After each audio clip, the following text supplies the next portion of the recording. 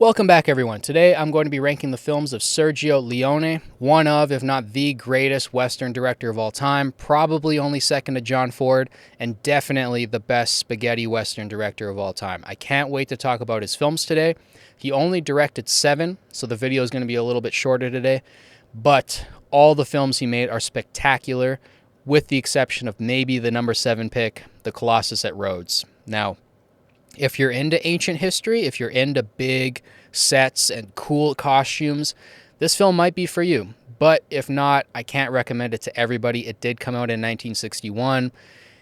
It is the first film he ever made, so it does drag at parts. But if you're into ancient history like me and you kind of like those vibes, go and check it out. But I'm going to put that at number 7 because I think it's his weakest film. At number 6, though, I have a film that's very underrated, and if you're a Leone fan and you've put it off, definitely go check it out. It's Duck, You Sucker. Now, this is a film that's probably on the same level as the other films that I'm about to talk about. It just kind of lacks that bold lead performance, but the acting in it is still very, very solid. Now, it takes place during the early 20th century, during the Mexican Revolutionary War, and it's a very, very exciting film. I had a lot of fun watching it, and like I said, if you're a Leone fan and you've put off Duck, You Sucker, go watch it. At number 5, I was dreading putting this at number 5 because it kind of is his magnum opus. It's the last film he ever made, but Once Upon a Time in America is just a little long.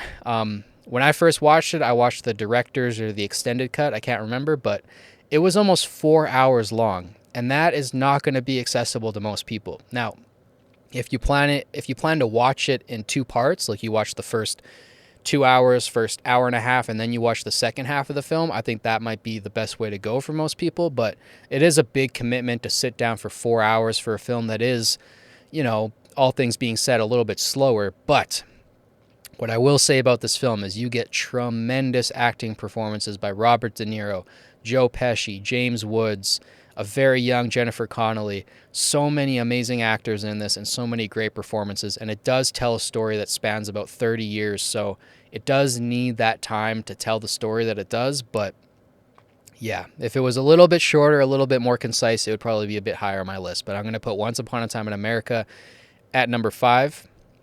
At number 4, I have A Fistful of Dollars. Now, I'm going to talk about A Fistful of Dollars and For a Few Dollars More at the same time because both of these films, for me, the whole Dollars trilogy is kind of on the same level. Now, I know a lot of people put The Good, the Bad, and the Ugly like a little bit farther ahead because it's the longest one and it has the most iconic scene with the Mexican standoff at the end. But for me, they're all on the same level and you should watch them all together. They're kind of one story. And I think For a Few Dollars More and A Fistful of Dollars are very underrated. If you like these films and you've already seen them, I highly, highly recommend checking out Yojimbo and Sanjuro. Those 2 films eventually got remade into A Fistful of Dollars and For a Few Dollars More. And in my humble opinion, I think Toshiro Mifune is even better in those Japanese samurai films than Clint Eastwood is as the Man with No Name. So just my personal opinion, but I also think Mifune is the greatest actor of all time, so I might be a little bit biased. But yeah, I'm going to put all those films kind of together. So Fistful of Dollars, For a Few Dollars More, Good, Bad, and the Ugly, kind of for me, all in the same stratosphere.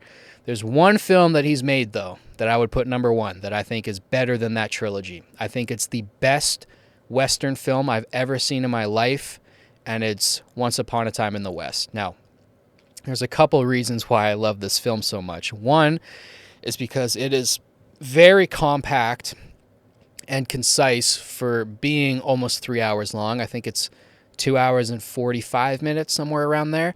But for being that length and for coming out in 1968, it's very, very accessible. The first 5-10 minutes of the movie is one of, if not the best opening shots I've ever seen. It's hard to say the best because there's so many great opening shots out there, but it captivates you from the beginning.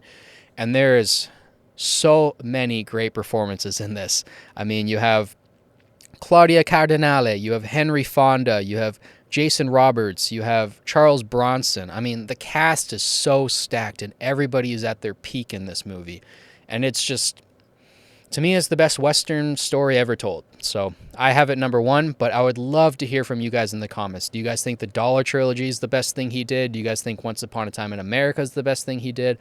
Let me know in the comments, and of course, give me reasons why. I love hearing your guys' film takes. And yeah, that's everything for me today. Bit of a shorter video, but he only made 7 films, so yeah. Thank you guys for watching as always. Don't forget to like and subscribe. It helps boost this channel in the algorithm. I'll catch you guys in the next one, and peace.